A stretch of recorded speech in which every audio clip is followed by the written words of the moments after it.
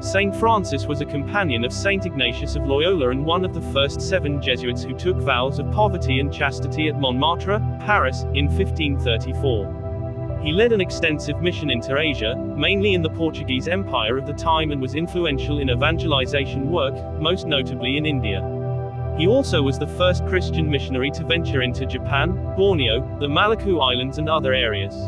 In those areas, struggling to learn the local languages and in the face of opposition, he had less success than he had enjoyed in India. Xavier was about to extend his missionary preaching to China when he died on Shangchuan Island. He was beatified by Pope Paul V on the 25th of October 1619 and canonized by Pope Gregory XV on the 12th of March 1622. In 1624 he was made co-patron of Navarre. Known as the Apostle of the Indies and Apostle of Japan, he is considered to be one of the greatest missionaries since St. Paul. In 1927, Pope Pius XI published the decree, Apostolicorum in Missionibus, naming St. Francis Xavier, along with St. Therese of Lisieux, co-patron of all foreign missions. He is now co-patron saint of Navarre with San Fermin. The Day of Navarre, Dia de Navarre, in Spain marks the anniversary of St. Francis Xavier's death, on the 3rd of December 1552. A young Spanish gentleman, in the dangerous days of the Reformation, was making a name for himself as a professor of philosophy at the University of Paris. He was aspiring, apparently, to a high dignity, until Saint Ignatius of Loyola decided to undertake the spiritual conquest of this ardent soul. What does it profit a man to gain the entire world, if he suffers the loss of his soul? Ignatius often repeated to the brilliant teacher.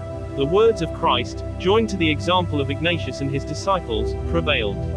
It was not long before his gifted friend decided to labor for the glory of God, by adopting the evangelical life of an apostle, to which he was indeed called. He was among the first members of the Society of Jesus, those who with Ignatius made their religious vows in the church of Montmartre in Paris, on the Feast of the Assumption in 1534. On his way to Rome with the others, handicapped by severe penances he had imposed on himself, he remained in Venice and exercised a brief apostolate by caring for the sick in the city hospital. The others waited for him to regain his ability to walk. These first fervent Jesuits were intending to embark for the Holy Land but were prevented by a war. In Rome, Francis again went to a hospital to serve the sick and visited the prisons to encourage and console the poor inmates, while preparing for ordination with the others, according to the desire of the Pope. Saint Ignatius having remained in Venice, the other 5 returned there afterwards. Francis was sent by Saint Ignatius to the Orient in 1534, where for 12 years he labored unceasingly to win souls, sleeping only 3 hours a night, eating very little, and bearing the gospel to Hindustan, to Malacca and as far as Japan.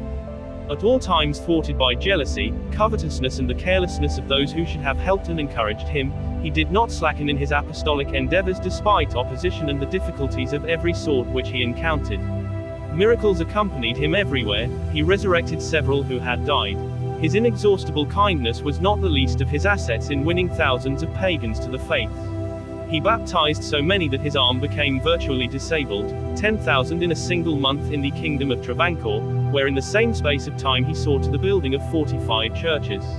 At Meliapore, site of the martyrdom of St. Thomas, he found the marble on which the apostle was sacrificed and which exuded blood the first time Mass was said upon it.